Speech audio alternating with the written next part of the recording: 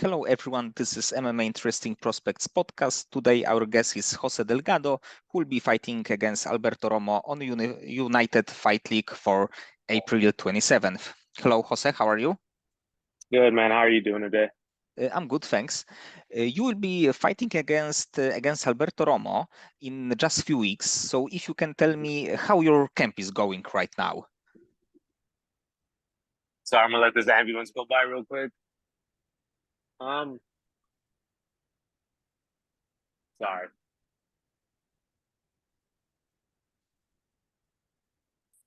Sorry about that. Camp's been going really well, man. We just got finished up with strength and conditioning this morning.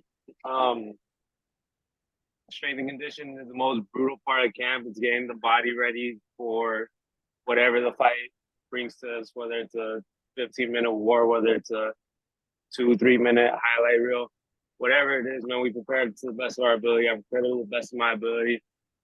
But you definitely feel it afterwards. I'm cooked a little bit right now, and I'm just trying to get my recovery going before my team practice back at 3. But overall, camp's been going excellent. And how many strength and conditioning trainings do you have a week?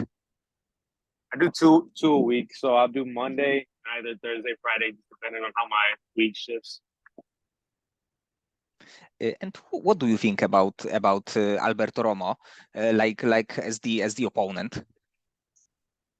I really like this opponent, man. I think he brings aggression. I think he's gonna come out hot. I don't know how long he'll decide to stand. I think he's gonna look for a shot early. But if he does stand, I think it'll be a relatively short night for him. But he's a tough guy. He's shown that in all his fights. He's a very resilient guy. I do have a lot of respect for that, and he'll be there and he'll be tough while he's there. On the paper, he can be a tricky opponent because actually, as the amateur, he has many losses. But as the pro, he's much better. His record right now is 4-1, and then he's he likes to going for the finish. So he's actually much more experienced than on the first look, and he may present some challenges. Let's say. Yeah, he's definitely matured quite a bit. You know, he had a rough start to his career, but as a pro, he's done excellent. You know, he's had good fights and he's fought good people. Yeah, I don't take him lightly by any means. He's a black belt, and he's tough. And that spirit is something that's it's hard to quantify until we're in there, until I feel it, until I feel his spirit, until I can see his breathing patterns, until I can see how he reacts to a tough shot, how he reacts to a long combination. So those are the intangibles that I love about fighting. You get to find out. I have an idea of what I think it'll be, but we don't know till we step into that cage. What do you think about United Fight League as the promotion? Because so far I had the opportunity to talk to I believe two fighters from the organization, and they say only good things. Yeah, man. Honestly, regional promotions are very hit or miss, and a lot of times it's more of a miss. And I get it, man. It's tough to make money in this fight game, but United Fight League has been absolutely incredible to me, man. From the president to everybody, just all the crew, they all seem very aligned with the mission of really building this into something special. From everything, from having Frank Mir as a commentator, I'm a huge WEC fan, so Frank Mir is one of my favorite commentators. So that was a special thing for me to hear him say my name, hear him commentate on my fight, hear him analyze and break down the fight. That's really cool. And then Harrison Rogers, the president, has been very, very good to me, man. So United Fight League as a whole has done incredible things, not just for me, but overall. I mean, they provide healthcare, which is unheard of for anybody, let alone a promotion that's just starting out. So nothing but good things to say about United Fight League. And do you think that with a win in your upcoming fight, you will get a chance to fight for the title? Possibly. It's very difficult for me to think past April 27th. I keep my mind goes and ends there. You know what I mean?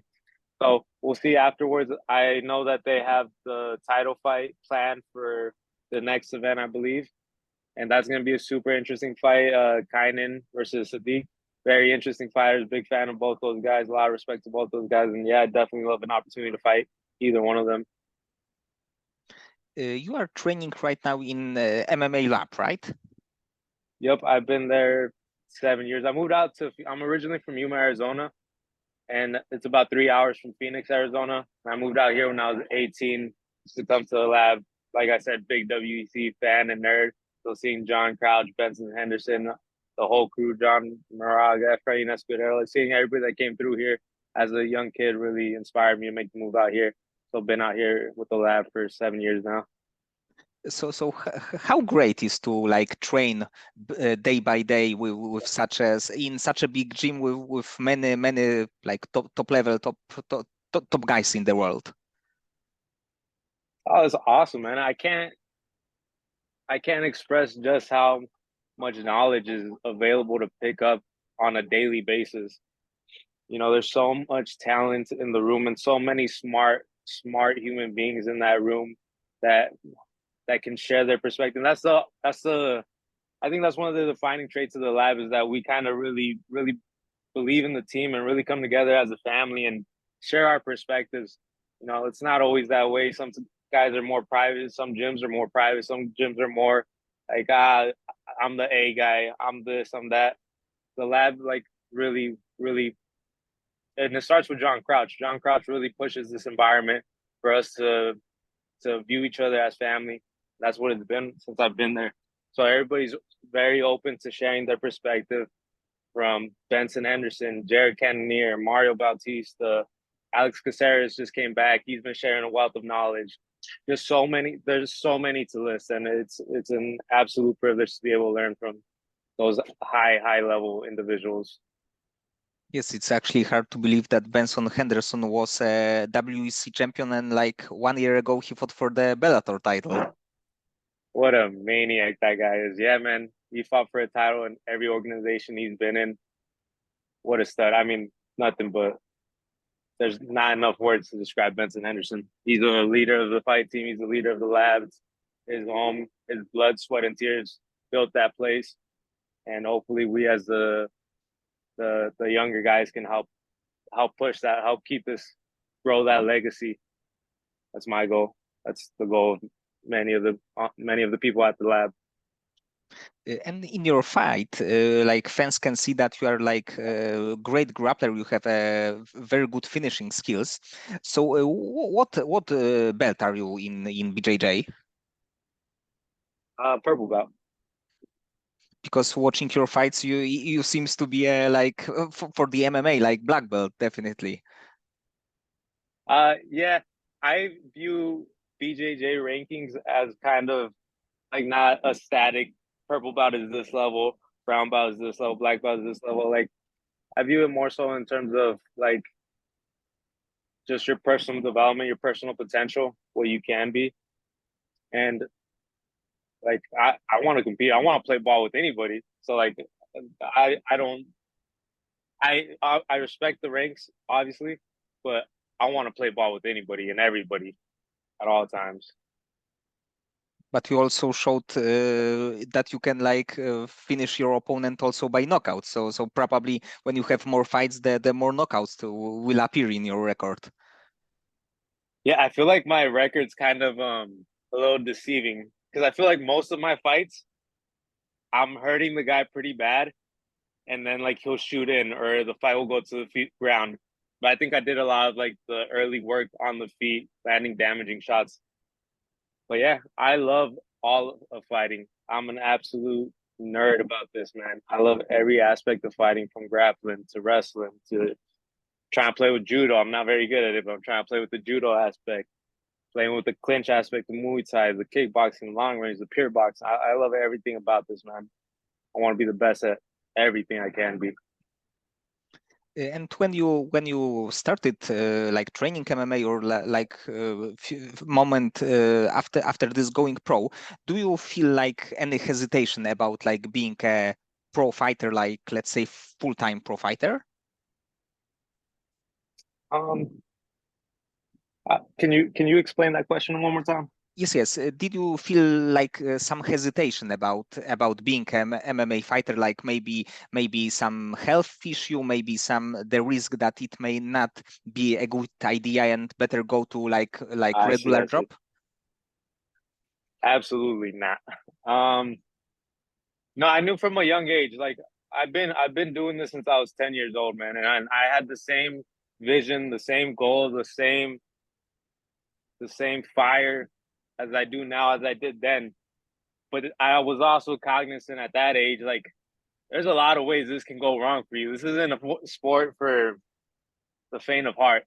There's a lot of pitfalls. There's a lot of things by virtue of your mistakes or just shit happens and it's not gonna the cards didn't go in your favor and you're not gonna make it to where you wanted to make it.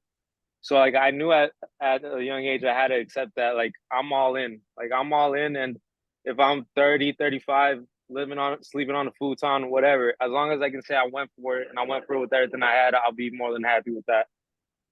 Hopefully I'm not on a futon at 30, but Yes, but I'm making the risk.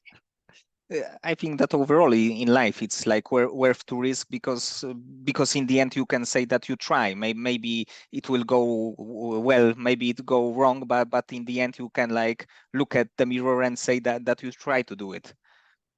Yeah, that was honestly one of the bigger fears.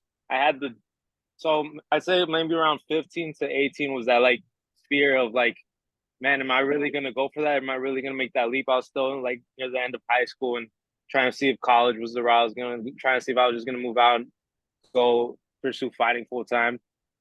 And I just felt and it was exactly that. I was like, man, if I don't do this, I won't be able to look at myself in the mirror. Like I won't be able to do it. I know that this is what I want. I have to go for it. And I'm grateful that I did at that age. And it took a lot of support too. A lot of people like there was a 6 to 8 months period once my last wrestling season ended and before I got into the gym where I just wasn't sure. Like I was kind of in a lost space of like, man, like my wrestling season didn't go how I wanted it to go. I dead broke. I'm not going to college. What am I doing with my life? And it took a lot of good talks with people that I really care about. My brother-in-law was a big. We had big conversations about just like, fucking go for it, man, go for it. It was a big push, big inspiration, and yeah, I'm glad I did. And right now, I think that it is hard to deny your potential as MMA fighter. But like watching, like from your perspective, when do you see yourself in like 3 years? I want to be challenging for a world title in 3 years. That's the time. That's the timeline in my head. Is 3 years. I want if Ilya Taporia is still the champion, I want Ilya Taporia. I want to fight the best guys with the biggest legacy. I want to have a legacy that I'm proud of, a legacy that puts my family name in the history books, in the ethos of eternity for all time. That's what I want. I want world championships. I want world titles. So do you see yourself in the UFC this year? Maybe like second part of November, December, something like this? Yeah, I don't. I try. I tend not to live in the. I always mess these up. Macro, micro. I tend not to live in the. I want to say macro. Might be wrong. This the long term stuff. Like I try to live day by day on the short term. But yeah, definitely macro, long term goals or mid range goals. I want to be in the UFC. I want to be fighting that level of competition now. I know where my skill set is. I know I belong in there, and I know I can make my run now. So I want that. And I think within this fight, maybe one or two more were there. Truly. And do you have a fighter in the UFC that you would like to face? It can be like because you said Ilya Topuria. We don't know where he will be in few years, but maybe in a, like, even like dream fight scenario.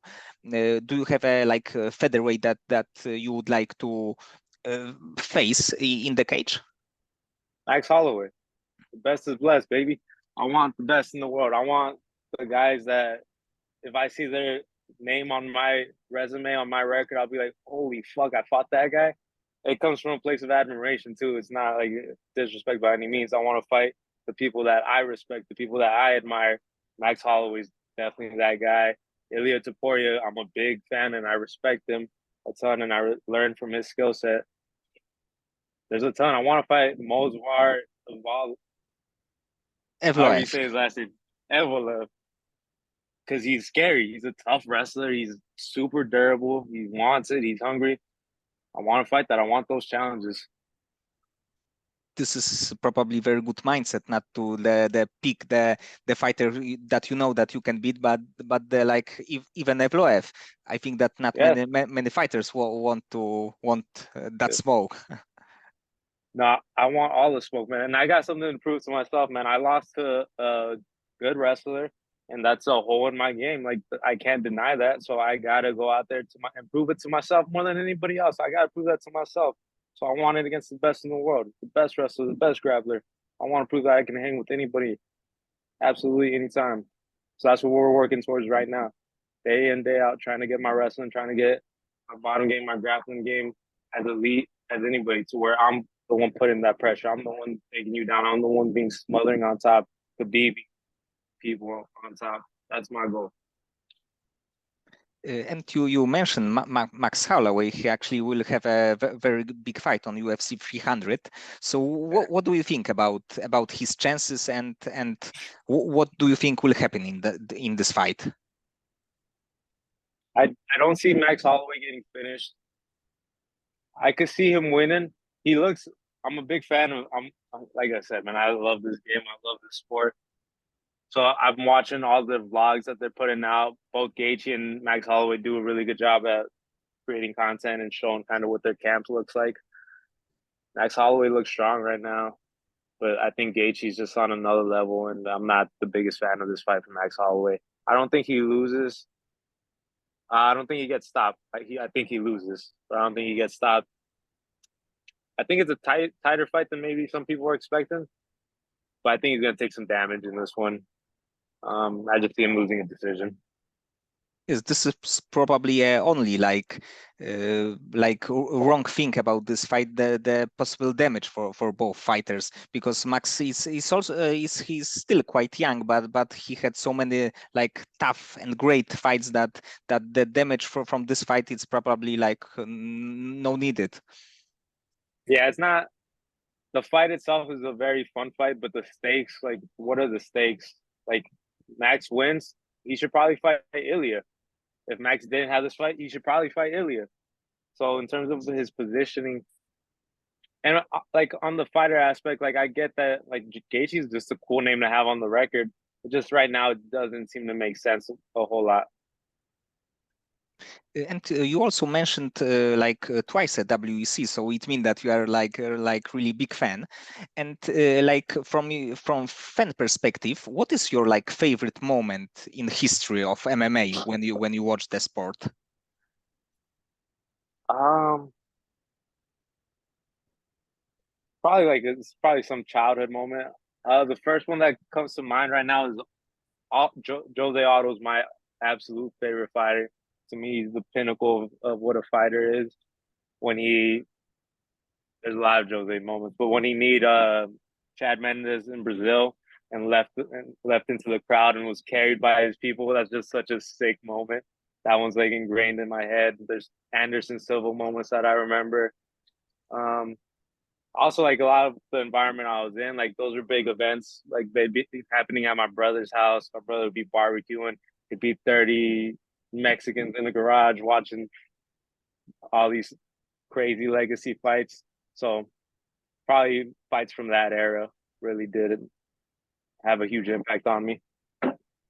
Yes, there are like so many great moments, and for you, especially when you are training in MMA Lab. So do you have this also emotional connection? So probably you can pick many fights or moments. Yeah. It's so hard when teammates fight because like it takes away all your control, and it's like, oh, obviously they're gonna do great. You know, they work their asses off. But when teammates fight, it's like I get so nervous. I get so nervous for my teammates. But yeah, when they win, oh my god, like the release of emotions, nuts. Very cool. And how do you deal with the stress when right now you are in the training camp? You know that you have this upcoming fight. How do you deal with pressure and stress? Um, Usually, so right now I'm at a coffee shop, and I think this place is pretty cool because I come here and I journal. I write down my thoughts. Journaling's a big thing for me. It's just kind of a way to like, if I feel anxious or I feel stressed out or if I feel whatever I feel, if I just write it down, the majority of the time it kind of just leaves me. Like it's on page, whatever magic that is. It's very beneficial for me. Um, Another big one that I really do is breath work. Breath work really helps calm my mind. Um, and then just working my ass off. Nothing gives me more confidence in the world than knowing I'm absolutely prepared. I did the absolute best that I could do, and I know the people I'm doing it with, man. Like it's the best in the world. I'm in the best rooms in the absolute world. So knowing what I can do in those rooms gives me an absurd amount of confidence and makes me just want to put the cards down and go all in every time with full confidence. And when we are journaling things, do you also like to write goals that you want to accomplish and the ways or steps how to do it, or is it more of the thoughts that you write now, at the moment do you have in your head? It's mostly thoughts that are in my head, something that maybe I'll feel like it's pinging around for a while. I'll just jot it down. I'll just be aware of it. I don't usually write down the goals like that. I'll watch a lot of film. I'll do a lot of film study, and I'll write down. I'm all about the technique. For me, I just my phone is at 1%.